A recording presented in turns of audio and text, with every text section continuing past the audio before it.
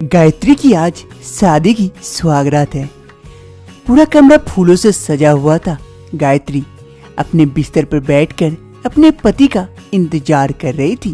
तभी गायत्री को अचानक से कुछ महसूस होता है। अरे ये क्या हो रहा है? ये कुछ गीला गीला।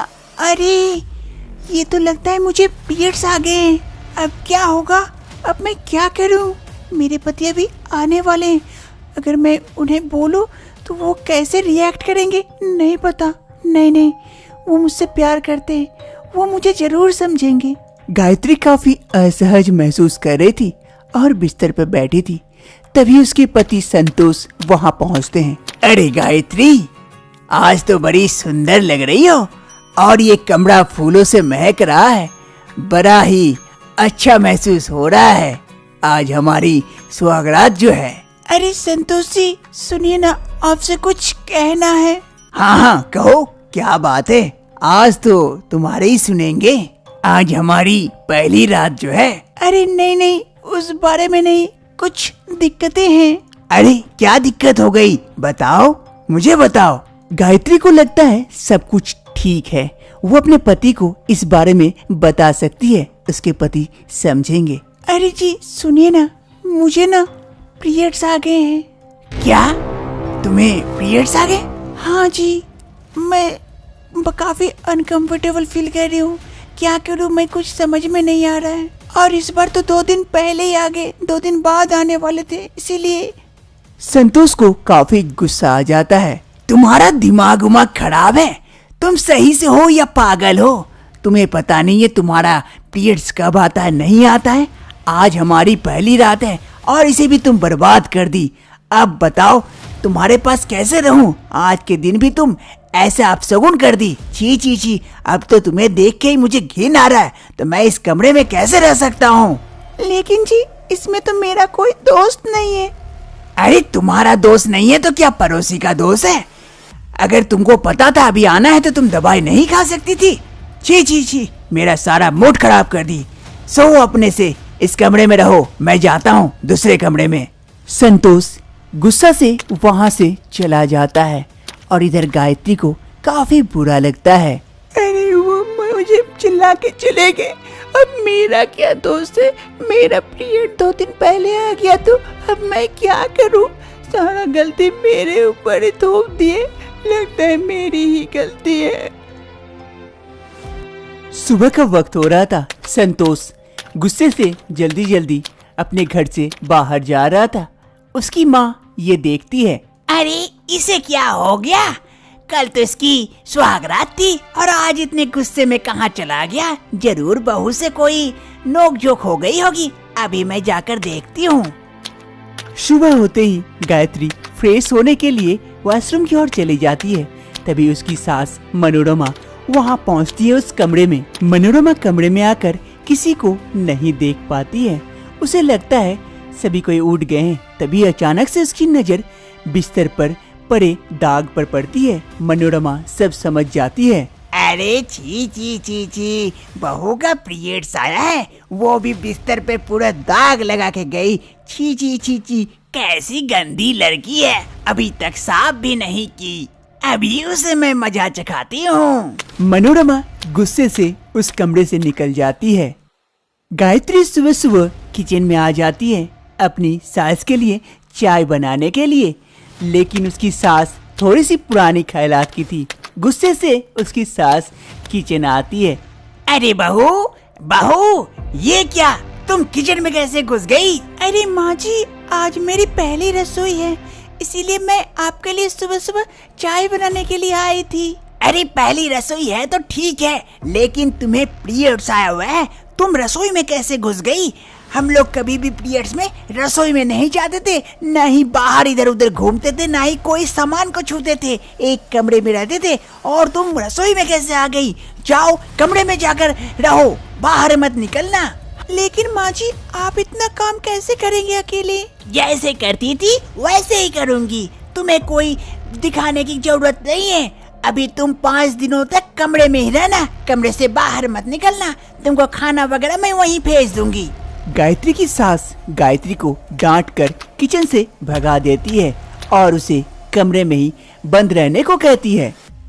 गायत्री एक कमरे में बंद थी जहाँ कोई भी आता जाता नहीं था और गायत्री को भी इस कमरे से बाहर जाने का परमिशन नहीं था। बीच बीच में उसकी सास आकर गायत्री को खाना दे जाती थी। गायत्री काफी असहज महसूस कर रही थी और कमरे में बंद थी, मानो जैसे जेल में बंद हो। खाना तो ज्यों का त्यों पड़ा रहता था। गायत्री बस थोड़ा बहुत मुंह में डालती और ऐसे ही पड़ी रहती थी। 2 दिन बीत चुके थे। उसका तबीयत काफी खराब कर रहा था। अरे मेरा तबीयत खराब कर रहा है, मेरा सर चकरा रहा है, मैं क्या करूं? अभी मैं बाहर भी नहीं जा सकती, तो माँ जी को आवाज लगाती हूँ, देखती हूँ। माँ जी, माँ जी, माँ जी। गायत्री की आवाज बाहर तक नहीं पहुँच पाती है और वो कुछ ही समय में बेहोश होकर वहाँ गिर पड़ती है।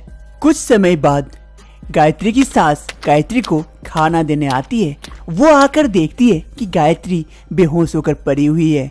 उसे काफी डर लगने लगता है। वो तुरंत उसके पास जाती है। अरे गायत्री बहू, अरे गायत्री बहू, क्या हो गया तुझे? क्या हो गया? यूँ ऐसे बेहोश क्यों हो गई? अरे अब मैं क्या करूं? जल्दी से संतोष को फोन लगाती हूँ, वो डॉक्टर लेके आएगा जल्दी से। गायत्री की सास जल्दी जल्दी दौड़ कर जाती है संतोष उसके बेटे को फोन करने के लिए। गायत्री को होश आ चुका था। उसकी सास उसके बगल में खड़ी थी।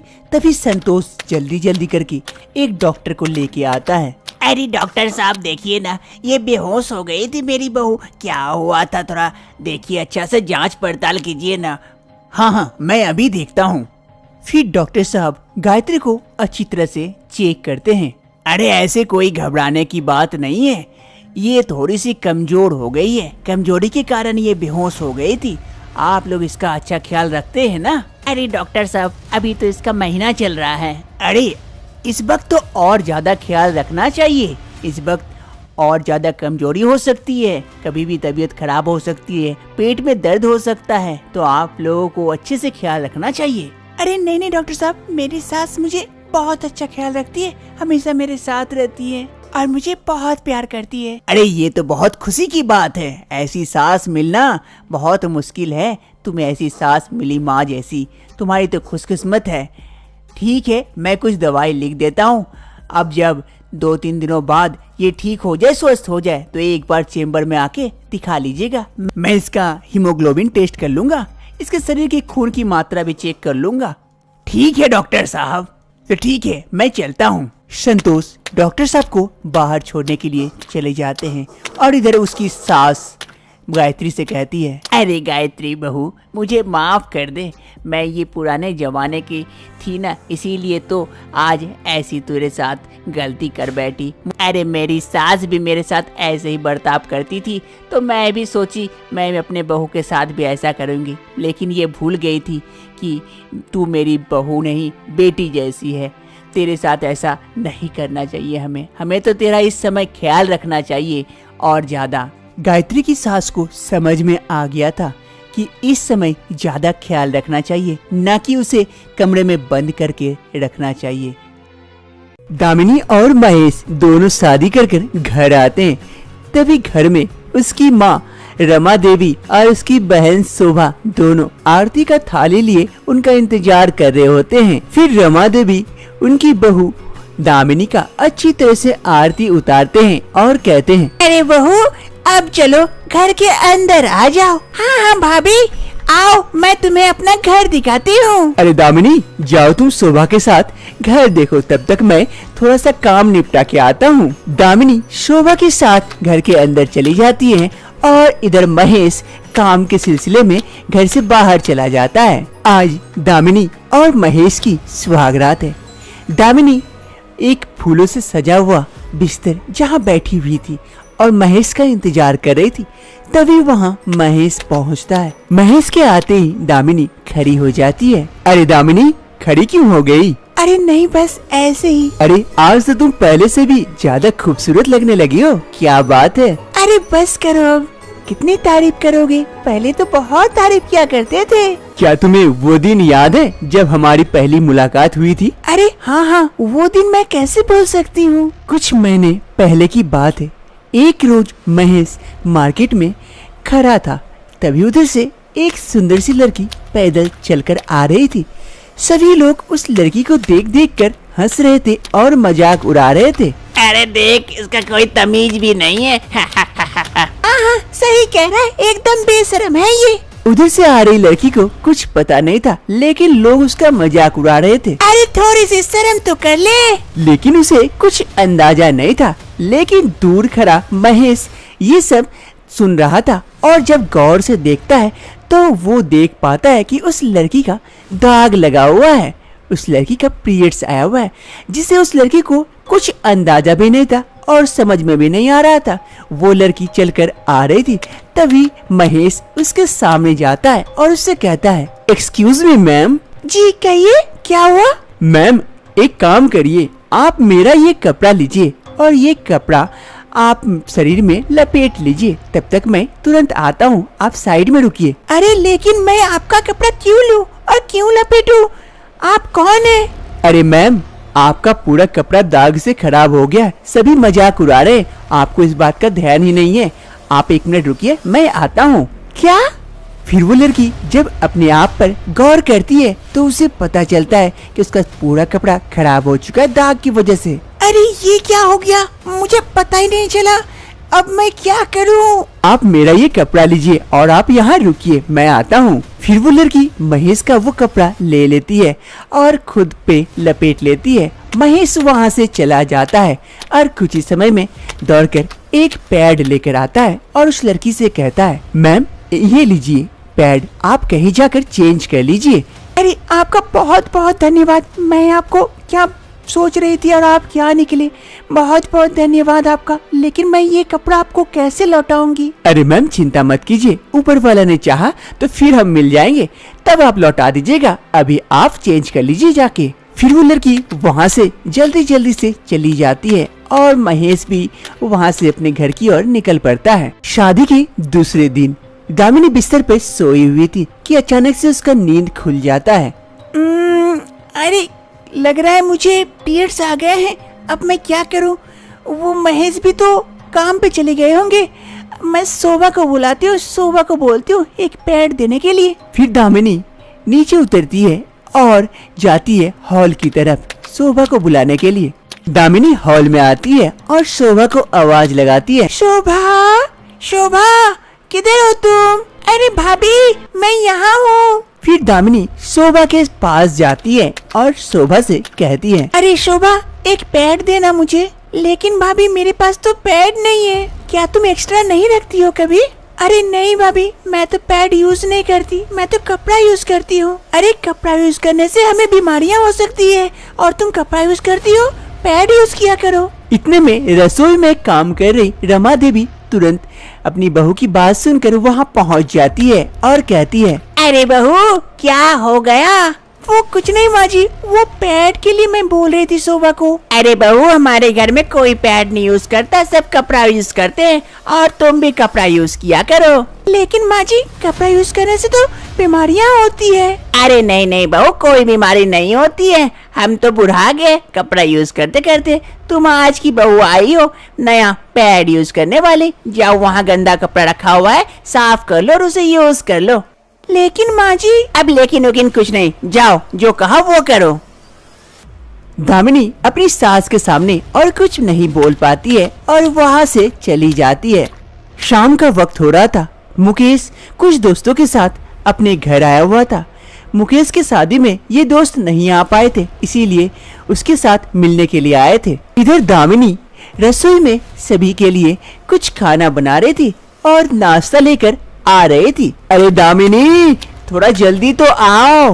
हाँ जी आ ही गई, पहुँच ही गई। फिर दामिनी सबके लिए नाश्ता तैयार की थी। वो प्लेट सामने टेबल पर रखते हुए कहती है, ये लीजिए आप लोगों के लिए मैं कुछ नाश्ता बनाई हूँ, आप लोग चख के देखिए कैसा हुआ है। दामिनी को देखने के बाद मुकेश के दोस्तों का मुंह उतर जाता है अचानक से। अरे क्या हुआ यार, मेरी बीवी अच्छी नहीं है क्या कि ऐसे ही देखते तेरा मुंह उतर गया? अरे नहीं नहीं, बहुत अच्छी है। लेकिन क्या यार? अरे भाभी जी जरा आप उधर जाइए, मुझे अपने दोस्त के साथ कुछ जरूरी बातें करनी है। फिर दामिनी वहाँ से चली जाती है। तभी उसका दोस्त महेश से कहता है, अरे यार वो तो सब ठीक है, तेरी बीवी देखने में भी अच्छी है, लेकिन थोड़ा सा स्वभाव तो सिखा। देख उसका पूरा कपड़ा गंदा हो गया है, पूरा दाग लगा हुआ है, कैसे आ गई यार, कितना घिन आ रहा है मुझे। हाँ यार अच्छा नहीं लगा, चल ठीक है बाद में मिलते हैं कभी और। फिर महेश के दोस्त वहाँ से उठकर चले जाते हैं। महेश को इस बात का काफी बुरा लगता है। वो तुरंत दामिनी के पास जाता है। दामिनी रसोई में कुछ काम कर रही थी, तभी वहाँ महेश पहुँचता है और कहता है, अरे दामिनी ये क्या कर दी तुम, कैसे कपड़े पहन के आ गई, पूरा कपड़ा में दाग लगा हुआ है। मेरे दोस्तों के सामने कितनी बेइज्जती फील हुई, थोड़ा सा भी तो अपना ख्याल रखा होता। अरे अरे वो मैं तो देखी ही नहीं। अरे मैं क्या करूं, मैं तो सुबह बोल रही थी कि मैं पैड यूज करती हूँ, लेकिन मम्मी जी ने मुझे पैड यूज करने से मना कर दिया, इसीलिए शायद मुझे माफ कर दीजिए, मैं अभी जाके साफ करके आती हूँ। दामिनी को काफी शर्मिंदगी महसूस होती है। वो तुरंत वहाँ से चली जाती है। एक रोज दामिनी कमरे में थी, तभी वहाँ शोभा आती है। अरे भाभी क्या कर रही हो? अरे शोभा आओ आओ। फिर शोभा अब दामिनी के पास जाती है और दोनों मिलकर बैठकर बातें करते हैं कि अचानक से शोभा के पेट में दर्द स्टार्ट हो जाता है। भाभी बहुत जोर से पेट दुख रहा है, क्या हुआ? क्या हो गया शोभा, अचानक से तुम्हारा पेट क्यों दुखने लगा? नहीं पता भाभी, बहुत जोर से दुख रहा है। शोभा का पेट काफी जोरों से दुखने लगता है और वो अचानक से बेहोश हो जाती है। अरे शोभा शोभा शोभा क्या हो गया तुम्हें? मम्मी जी, मम्मी जी। जल्दी से दामिनी की सास दामिनी की आवाज सुनकर कमरे में आती है। अरे बहू क्या हो गया, इतनी जोर से क्यों चिल्ला रही हो? अरे मम्मी जी देखिए ना, शोभा हमसे बात कर रही थी और अचानक से बेहोश हो गई, उसका पेट दुखने लगा था बड़ी जोर से, अब मैं क्या करूं? अरे शोभा बेटी, अरे शोभा बेटी उठ उठ बेटी, क्या हो गया तुझे? शोभा माँ जी आप चिंता मत कीजिए, मैं अभी जाके महेश को डॉक्टर लाने के लिए बोल रही हूँ। हाँ बहू जल्दी कर, जल्दी बुला। फिर दामिनी जल्दी जल्दी से वहाँ से जाती है महेश को बोलने के लिए, डॉक्टर लाने के लिए। कुछ ही समय बाद महेश डॉक्टर को लेकर अपने घर पहुँचता है। अरे डॉक्टर साहब देखिए ना मेरी बेटी का क्या हो गया है, जल्दी से देखिए ना। हाँ थोड़ा सा धीरज रखिए, मैं देखता हूँ अभी। फिर डॉक्टर काफी देर शोभा को चेकअप करने के बाद पूछता है, अरे आप लोगों के घर कहीं गंदगी वगैरह भी रहता है क्या? अरे नहीं डॉक्टर साहब, ऐसी तो कोई गंदगी नहीं है हमारे घर में, पूरा घर साफ सुथरा है। अरे इसे गंदगी के कारण काफी ज्यादा इन्फेक्शन हो गया है, जिस कारण ये हुआ। लेकिन डॉक्टर साहब ऐसी तो कोई बात नहीं है, लेकिन डॉक्टर साहब कहीं ये गंदा कपड़ा यूज करने से तो नहीं हुआ है ना? क्या आज के जमाने में भी आप लोग गंदा कपड़ा यूज करते हैं? पागल वगल हो गए क्या? हो सकता है इसी कारण से हुआ है। कभी भी गंदा कपड़ा नहीं यूज करना चाहिए, पैड यूज किया कीजिए। अरे डॉक्टर साहब लेकिन हम लोग तो जमाने से कर रहे हैं, हमें तो कुछ नहीं हुआ। अरे माँ जी, किसी को कुछ नहीं हुआ इसका मतलब किसी को भी नहीं होगा, ऐसा नहीं होता है। किसी को भी ये बीमारी हो सकती है, इसीलिए ये गंदा कपड़ा यूज करना बंद कीजिए और पैड यूज किया कीजिए, तब इस बीमारी से बचा जा सकता है। आज ये दुर्दशा उसी के कारण हुई है। मैं दवाई लिख देता हूँ, अच्छे से इसे खिलाइएगा, ये कुछ ही दिनों में फिर से स्वस्थ हो जाएगी। लेकिन अब से कपड़ा यूज करने नहीं दीजिएगा, ख्याल रखिएगा इसका। ठीक है डॉक्टर साहब, अब से ध्यान रखूंगी। डॉक्टर साहब कुछ दवाई लिख देते हैं। फिर महेश डॉक्टर साहब को छोड़ने के लिए बाहर चले जाते हैं। तभी दामिनी की सास दामिनी से कहती है, अरे दामिनी बहू मुझे माफ कर दे, मैं बहुत बड़ी गलती कर बैठी। मैं तुझे भी जबरदस्ती गंदा कपड़ा यूज करने के लिए बोल रही थी और आज मेरी ही बेटी की ऐसी दुर्दशा हो गई, मुझे माफ कर देना। अब से तुम लोग पैड ही यूज करना। अब दामिनी की सास को भी समझ में आ गया था कि इस दशा में गंदा कपड़ा यूज नहीं करना चाहिए, जिससे कि काफी सारी बीमारियां हो सकती है। पैड यूज करके इन सब बीमारियों से बचा जा सकता है।